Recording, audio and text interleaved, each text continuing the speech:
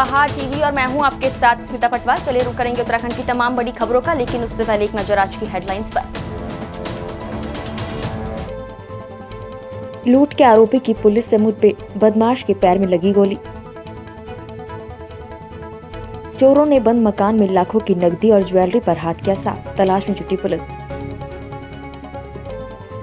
Rudraprayag police ने checking के दौरान शराब की बड़ी खेप के साथ एक अभियुक्त को किया गिरफ्तार।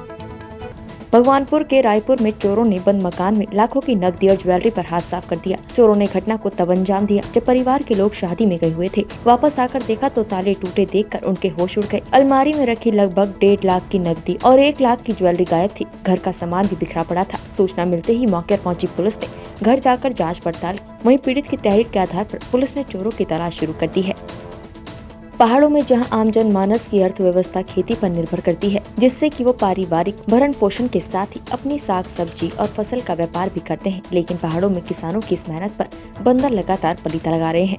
आपको बता दें कि करूर क्षेत्र में बंदरों का आतंक लगातार बना हुआ है, जहाँ बंदर खेती के नुकसान के साथ ही अब लोगों के घरों में घुसकर खाद्यान्न के नुकसान के साथ ही ग्रामीणों पर हमला कर घायल भी कर रहे हैं, जिससे कि ग्रामीण दहशत में है। तो पहाड़ टीवी का धन्यवाद करना चाहूँगा। आपने ये ज्वलंत मुद्दे को उठाया है और जहाँ तक बंदरों का सवाल है, पहाड़ कई दशकों से यहाँ पर बंदरों की समस्या बनी हुई है और पहले तो हमारे कृषि का नुकसान करते थे। अब तो ये अंदर से लोगों के खाना पानी भी ले जा दे रहे हैं और कभी बच्चों को काट रहे हैं, कभी औरतों को काट रहे हैं। तो इससे पूरा जनमानस त्रस्त है और पूर्व में हमारे जिला पंचायत सदस्य जनार्दन लोमी जी ने भी इस पर त्रिवेंद्र सरकार से लेके अभी धामी जी को भी पत्र के माध्यम से दिया था और बीच में हमारे पशुपालन विभाग के मंत्री जी सौरभ बहुगुणा जी भी आए थे। उनको भी अवगत कराया था कि क्षेत्र में लगातार बंदरों की समस्या बनी पड़ी है। तो अभी तक मुझे नहीं लगता है कि कहीं पर उस पर कार्रवाई हुई है और क्षेत्र में सरकार एक तरफ कहती है कि आप स्वरोजगार अपनाएं, पलायन को रोकेंगे। भगवानपुर क्षेत्र में एक ठेकेदार के साथ लूटपाट हुई थी। लूटपाट में बदमाशों के द्वारा ठेकेदार के साथ मारपीट भी की गई। 3 दिन पूर्व ठेकेदार के उपचार के दौरान मौत हो गई। ठेकेदार से तकरीबन 6.5 लाख रुपए लूटे हुए थे। पुलिस तभी से बदमाशों की खोजबीन में लगी हुई थी। मंगलवार की देर शाम पुलिस को मुखबिर से सूचना मिली कि लूटपाट के आरोपी भगवानपुर के महेशरी गाँव के निकट घूम रहे हैं। पुलिस ने घेराबंदी करते हुए एक बदमाश को पकड़ने का प्रयास किया तो बदमाश ने पुलिस पर फायरिंग कर दी, जिसके बाद पुलिस ने बदमाश को पकड़ लिया। बदमाश को पैर में गोली लगी है। पुलिस ने घायल बदमाश को सिविल अस्पताल में भर्ती कराया, जहाँ पर उसका उपचार हुआ। SSP ने बताया कि उपचार के बाद घायल बदमाश से पूछताछ की जाएगी।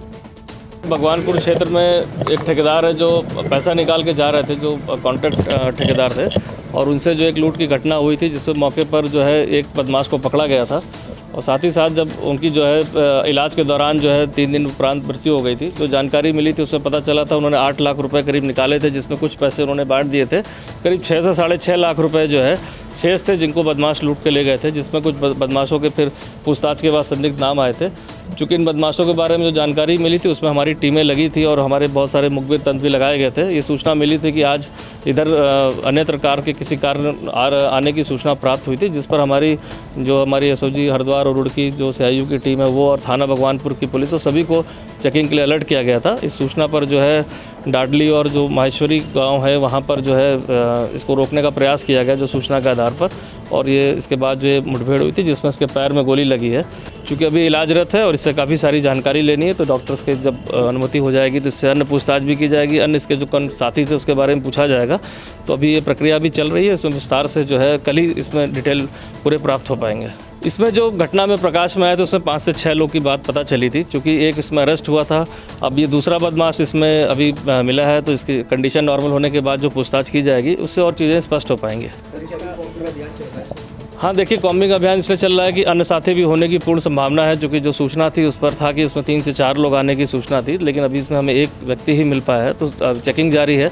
कुमाऊं आयुक्त दीपक रावत ने मंगलवार को कोटाबाग क्षेत्र में औद्योगिक कार्यों का निरीक्षण करते हुए नौदा गांव में एक्वापॉनिक्स तकनीक से की जाने वाली खेती का निरीक्षण किया। आयुक्त दीपक रावत ने प्लांट के स्वामी अनुभव दास से तकनीक के बारे में जानकारी लेते हुए यहाँ उगाई जाने वाली सलाद और सब्जियों के बारे में जानकारी ली। देख पा रहे हैं कि एक तरह से मिट्टी के बिना यहाँ पे खेती हो रही है और ये जो हाइड्रोपोनिक्स है वो एक्वाकल्चर पे आधारित है, यानी कि यहाँ पे जो मछली पालन हो रहा है, मछली का जो वेस्ट निकलता है उस वेस्ट से इसमें जो पोषक तत्व हैं, रसायन हैं, वो उससे आ रहे हैं। एक तरह से आप कह सकते हैं कि आर्टिफिशियल केमिकल्स, किसी भी तरह के कृत्रिम रसायनों का इस्तेमाल नहीं हो रहा है, और उस तकनीक के आधार पे यहाँ पे लेटस है और पालक है, टमाटर है, कई प्रकार की चीज़ें उगाई जा रही हैं जिसके बहुत से लाभ हैं। एक तो ये जल्दी उगता है, अभी आपने देखा 75 दिन में टमाटर तैयार हो रखा था। लेटस आपका 4 हफ्ते में तैयार हो जाता है। इसमें जो गुणवत्ता है, जो क्वालिटी है, तो वो बहुत अच्छी है, जल्दी उग जाता है, नुकसान कम होंगे। एक तरह से आर्टिफिशियल केमिकल से भी ये फ्री है, एक तरह का ऑर्गेनिक है, और इसके आगे जाके इसके लिए और भी सर्टिफिकेशन की डिमांड हो रही है किस तरह से लिया जाए, और इसको रेप्लिकेट करना आवश्यक है क्योंकि आसपास बड़ा मार्केट दिल्ली के रूप में है। तो कुमाऊं में पहाड़ी क्षेत्रों में भी इसका विस्तार किया जाना है। फिलहाल अभी इसके नैनीताल में पायलट प्रोजेक्ट के रूप में डिस्ट्रिक्ट प्लान में कुछ फंड्स रखे गए हैं ताकि और भी किसान इसको अपनाएं। तो मीडिया से ये गुजारिश है, निवेदन है कि इसका प्रचार प्रसार अधिक हो। हमने प्रयोग किया था पहले, वो पिछले 6 साल में हमने देखा है कि उसमें काफ़ी सफलताएं मिली हैं। अलग अलग प्रकार के पौधे सारे इसमें आ सकते हैं, तो ये एक अडॉप्टिंग यहाँ पे जो कर सकते हैं लोग, जिससे बेनिफिट काफ़ी मिलेगा।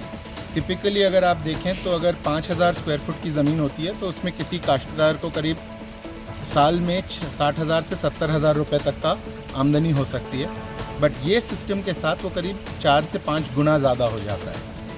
तो इसमें काम जो है वो थोड़ा सा एक्स्ट्रा होता है क्योंकि आप हर रोज़ का देख रहे हैं, बट उसका जो एफ़र्ट है और जो रिज़ल्ट मिलता है वो, क्योंकि आपके सारे रसायन इससे हट गए हैं, तो क्वालिटी ज़्यादा बेटर हो जाती है, और इसीलिए ये अडॉप्ट कर सकते हैं लोग। सारी तकनीक है, इसमें मिट्टी का बिल्कुल प्रयोग नहीं होता है, इसमें पानी के पे ही पौधे उगाए जा रहे हैं। उसकी वजह से जो मिट्टी से आपको कीटाणु वगैरह की दिक्कतें आती हैं वो कम हो जाती हैं। दूसरी चीज़, क्योंकि मिट्टी के साथ नहीं है, आपको कोई रसायन उसके लिए लगाने की ज़रूरत नहीं पड़ रहा है, और ये ऑल नेचुरल तरीके से प्रोडक्शन इसमें हो रही है। पालन और पौधों की ग्रोथ दोनों पानी में कर रहे हैं, उसकी वजह से रसायन बिल्कुल नहीं डल रहा है, और मछली का जो उत्पादन है वो भी किसानों को और हमारे को उसका बेनिफिट लाभ भी मिलता है। पहाड़ में अवैध शराब का व्यापार किस हद तक बढ़ रहा है, आप सुनकर चौंक जाएंगे। कल देर रात को रुद्रप्रयाग पुलिस ने एक वाहन से अवैध अंग्रेजी शराब का बड़ा जखीरा कब्जे में ले लिया।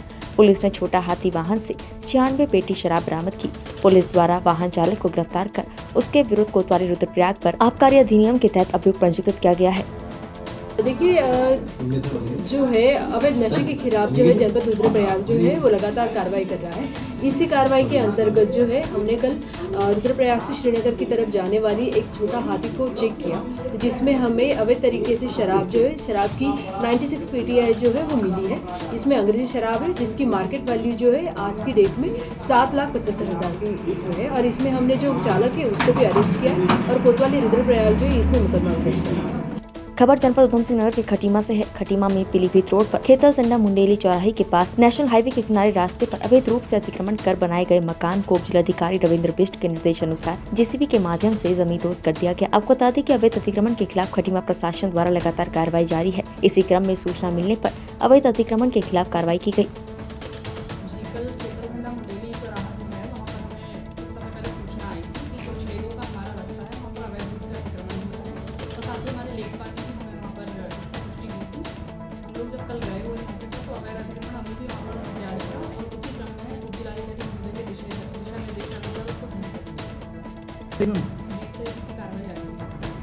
खानपुर विधायक उमेश कुमार और पूर्व विधायक कुंवर प्रणव चैंपियन के समर्थकों द्वारा एक दूसरे के खिलाफ विरोध प्रदर्शन किए जाने का सिलसिला जारी है। इसी क्रम में मौजूदा विधायक उमेश कुमार के समर्थन में क्षेत्र की महिलाओं ने लक्सर के बाला वाली तिराहे पर इकट्ठा होकर कुंवर प्रणव सिंह चैंपियन के खिलाफ नारेबाजी कर प्रदर्शन किया और आरोप लगाया कि चैंपियन और उनके समर्थक विधायक उमेश कुमार पर बेबुनियाद और अनगल आरोप लगा रहे हैं। महिलाओं ने कहा कि विधायक उमेश कुमार द्वारा अखबार में प्रकाशित कराए गए विज्ञापन जो विकास कार्यों का जिक्र किया गया वो सच है। विधायक उमेश कुमार की लगातार बढ़ती लोकप्रियता से चैंपियन और उसके समर्थक बौखलाए हुए हैं, इसलिए विधायक उमेश कुमार पर कीचड़ उछाल रहे हैं और उन्हें उनके कार्यों को फर्जी बता रहे हैं।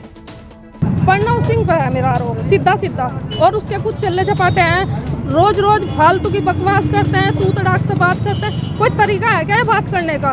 मतलब क्या है सर? उन्हें इस चीज का अधिकार किसने दिया? विधायक है, जनता ने बनाया, जनता ने चुनाया है, 8,000 वोटों से उन्हें जिताया है, तो ये क्या तरीका? हम कैसे सुन लेंगे उनके खिलाफ गाली? और क्यों सुने हम उनके खिलाफ गाली? हमने पूरे अधिकार से, सम्मान से उन्हें बनाया और वो हमारे हर दुख दर्द में साथ खड़े हैं जनता के। तो हम बिल्कुल बर्दाश्त नहीं करने के। और रही बात गाली देने की, इलाज करने की, तो आज हम यहाँ से इलाज करने के लिए आए। करो इलाज, हम भी देखते हैं। और गाली देने की औकात नहीं है उसकी, हलक में से जीभ खींच देंगे पकड़ कर अगर गाली देगा तो। कुछ ज़्यादा नहीं कहना, सिर्फ ये कहना है कि तानाशाही राज खत्म होना चाहिए। महिला शक्ति इतनी कमज़ोर नहीं है कि तानाशाही राज में दब जाए। हमारे जो विधायक साहब हैं उमेश कुमार जी, उनके यहाँ जाते हैं तो डायरेक्ट बात होती है, लेकिन वहाँ पे जाते हैं तो क्या बोलते हैं कि तुम्हारी जाति क्या है। जाति से कोई मतलब नहीं है ना, हमारे विधायक को कोई मतलब नहीं है तो उन्हें क्यों मतलब है। वो गाली गलौज करते हैं फेसबुक पर आकर, फडणवीस सिंह जी और कौन करते हैं। उनके कुछ ऐसे चेले चपाटे भी हैं जो उनको सपोर्ट करते हैं। ये चीज़ होनी नहीं चाहिए, पहली बात तो ये है। और जो महिला शक्ति हो या आम आदमी कोई भी है, उनके साथ में ऐसा होना नहीं चाहिए। तानाशाही राज खत्म होना चाहिए जो अब तक चल रहा था। हल्द्वानी निवासी यूट्यूबर सौरभ जोशी के एक विवादित यूट्यूब वीडियो ने हल्द्वानी सहित उत्तराखंड की आम जनता में नाराजगी पैदा कर दी है। कुछ दिन पहले सौरभ जोशी ने अपने ब्लॉग में कहा था कि हल्द्वानी और उत्तराखंड की पहचान उनके यूट्यूब ब्लॉग के जरिए पूरे देश दुनिया में हो रही है। सौरभ जोशी ने कहा कि इससे पहले हल्द्वानी और उत्तराखंड को कोई नहीं जानता था, लेकिन उनके यूट्यूब चैनल के जरिए हल्द्वानी और उत्तराखंड रोजाना यूट्यूब पर ट्रेंड कर रहा है। सौरभ जोशी के इस बचकाने बयान के बाद अब पहाड़ के लोगों में आक्रोश उत्पन्न हो रहा है। लोगों ने सौरभ जोशी के इस बचकानी हरकत की निंदा करते हुए कहा कि उत्तराखंड देवभूमि है। राज्य आंदोलनकारियों की शहादत के बदौलत उत्तराखंड की पहचान हुई है। उत्तराखंड में 4 धाम के साथ साथ यहाँ मानस खंड और केदार खंड है। उत्तराखंड ऋषि मुनियों की तपोस्थली रह चुकी है। उत्तराखंड की पहचान वीर चंद्र सिंह गढ़वाली, हेमवती नंदन बहुगुणा, पंडित गोविंद वल्लभ पंत, सुमित्रा नंदन पंत, CDS विपिन रावत जैसे कई प्रभावशाली व्यक्तियों को जन्म दिया है, जिन्होंने उत्तराखंड का गौरव बढ़ाया है। लोगों का कहना है कि एक छोटा सा यूट्यूबर जो उम्र से परिपक्व नहीं है, वो उत्तराखंड और हल्द्वानी को अपने यूट्यूब से पहचान दिलाने की बात कर रहा है। इससे निंदनीय और क्या हो सकता है। ये तो बहुत बचकाना हरकत है कि हल्द्वानी और उत्तराखंड की पहचान किसी के यूट्यूबर से मिल जाए। ये तो बड़ा हास्यास्पद बयान मुझे लगता है, क्योंकि उत्तराखंड की पहचान तो पौराणिक से है। तो 4 धाम यहाँ पर है, बद्रीनाथ है, केदारनाथ है, गंगोत्री यमुनोत्री यहाँ पर है, तमाम धाम है यहाँ पर से। और हल्द्वानी तो विशेष तौर से आज से नहीं 500 साल पहले से हल्द्वानी में है। अंग्रेजों ने तो उस समय यहाँ रेलवे स्टेशन बनाया था, काठगोदाम का वर्ल्ड का सबसे बढ़िया स्टेशन माना जाता है हिल स्टेशन का। इससे देखो, नए बच्चों को इतने उत्साह में बयानबाजी नहीं करनी चाहिए। ये किसी इतिहास को पलटने की बात है। और यूट्यूबर से थोड़ी कोई पहचान होती है। यूट्यूबर तो खाली एक वो है बनाने का। मैं तो ऐसे बयानों को बहुत हास्यास्पद मानता हूँ, और बच्चों को ऐसे बयान देने भी नहीं चाहिए। बहुत दुर्भाग्यपूर्ण है उत्तराखंड के लिए, क्योंकि उत्तराखंड तो सदियों से चला आया प्रदेश है। यहाँ पर पांडव भी यहाँ पर आए हैं, यहाँ पर तमाम शिव जी का वास है। और वो कहते हैं कि हमारी वजह से पहचान हो रही, तो बड़ा दुर्भाग्यपूर्ण है और ऐसे बयान नहीं देने चाहिए, इसकी निंदा की जानी चाहिए। नहीं, अपमान है, बहुत बड़ा अपमान है ये तो। इससे बड़ा हमारे यहाँ तो देखो, वीर चंद्र सिंह गढ़वाली से लेकर पंडित गोविंद पंत से लेकर तमाम लोग यहाँ पैदा हुए। चंद राजाओं की यहाँ राजधानी रही है सैकड़ों साल यहाँ पर। अब एक व्यक्ति कहता है कि साहब हमारी यहाँ पर हमारी वजह से उत्तराखंड और हल्द्वानी की पहचान हो रही, तो इससे बड़ा दुर्भाग्यपूर्ण और हास्यास्पद क्या हो सकता है। इसे कड़े शब्दों में निंदा। तथाकथित यूट्यूबर है जो हल्द्वानी शहर को या हमारे उत्तराखंड को, जो देवों की जो भूमि थी, उस भूमि को जिसको मानस खंड और केदार खंड नाम के 2 भागों में वेदों में भी बांटा गया था, उस उत्तराखंड के लिए कोई आज इस तरीके की बात कहता है कि हल्द्वानी केवल उसकी वजह से प्रसिद्ध हुई है, तो उसकी नासमझी है। और ऐसे लोग जो आज के परिवेश में इस तरीके की बातें करते हैं, कहीं ना कहीं राज्य आंदोलनकारी, राज्य पाने के लिए जिन्होंने अपने सतत प्रयास किए, वो महिलाएं जिन्होंने मुजफ्फरनगर जैसे कांड किए, जिनके साथ दुर्व्यवहार हुआ, उन्होंने अपनी अस्मिता से खेल के उत्तराखंड का निर्माण किया। ऐसी स्थिति में उत्तराखंड को आज इस तरीके कहने वाले लोगों को हमारा समाज जरूर कुछ ना कुछ समझेगा और इनके लिए कुछ ना कुछ करने की स्थिति में आएगा।